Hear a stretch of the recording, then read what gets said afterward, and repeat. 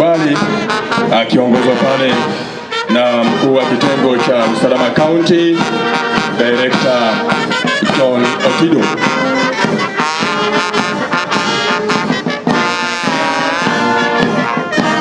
Barasa kwa miaka 5,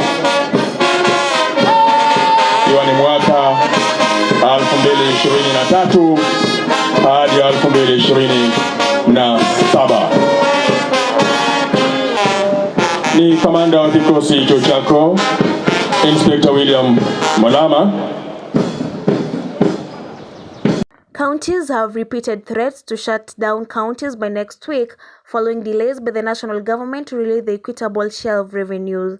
Kakamega County Governor Fernandes Barasa, who is also the chairman of the Council of Governors Committee on Finance, Planning and Economic Affairs, said the National Treasury is yet to release funds for the period between March and May 2023, amounting to the shillings 94.4 billion. Lastly, I also want to congratulate the President for the measures he's taking, especially with regard to the scandal at KEMSA.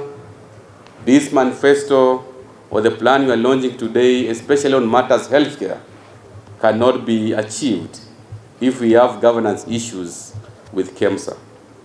So we support you, Mr. President, and we want you to go further so that all those officers who are involved in the KEMSA scandal, they must face the full force of the law. As COG will be meeting next week to assess on the possibility to shut down counties, the National Treasury has reneged on the promise for timely release of funds and ensure full absorption by counties. The governor spoke at a ceremony to fet county revenue official. Various leaders have come forward to commend President Ruto for his resolute actions in addressing the alleged embezzlement of funds within the Kenya Medical Supplies Authority, KEMSA. Once I want to thank the governor of Kakamega County for having led a serious team of the executive who are led here by CEC and chief officers for having done a wonderful job to deliver the third generation of CIDP within a maximum of 3 months after we assumed office. The Speaker has noted that we are the last to be elected, but we are the first to deliver the first generation of 2023-2027 CIDP in the whole country, which means Kakamega is number 1. Thank you, the governor. Number 2, I want to thank the MCS, led by the Speaker and Majority Leader.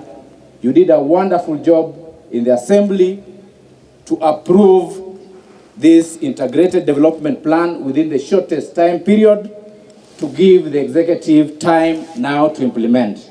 We are happy the governor is launching this document today, and we want to ensure that we spread development in all our 60 wards using the guidance of this document as provided for in the Constitution. Nikimalizia kwa sababu yangu. Speaking at Buhungu Stadium during the launch of CIDP 2023 Kakamega County, Governor Fernandes Barasa hailed President Ruto's move as not only necessary but also timely in combating corruption. I want to heartily congratulate Kakamega County under the leadership of His Excellency FCP Barasa for being the first county to launch the first of the third generation of CIDPs and leading by example as the Chair of Finance, Planning and Economic Affairs of the Council of Governors, where I sit currently as the CEO.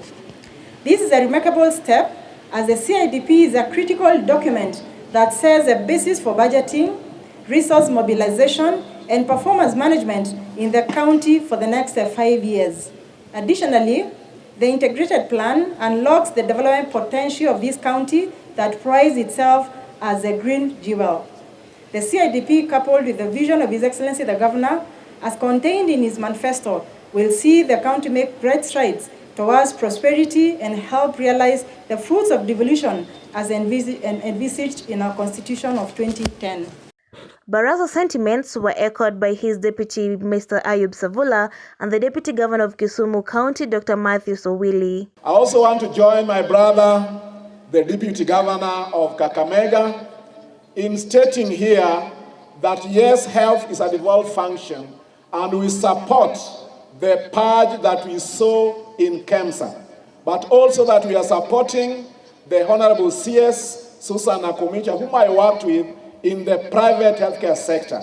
She has a proven track record, and she needs to be given a chance or the opportunity to bring the desired reforms that we require within that agency, so that counties can get proper refill rate when they order for medical supplies and commodities from KEMSA. We also expect that the national government will reform NHIF, because NHIF is the national insurer that must also give proper attention to county facilities, because that money is required for us to be able to implement our healthcare functions. Asanteni sana na Mungu awabariki. Asante. Digi. My name is Nakova Zuleka.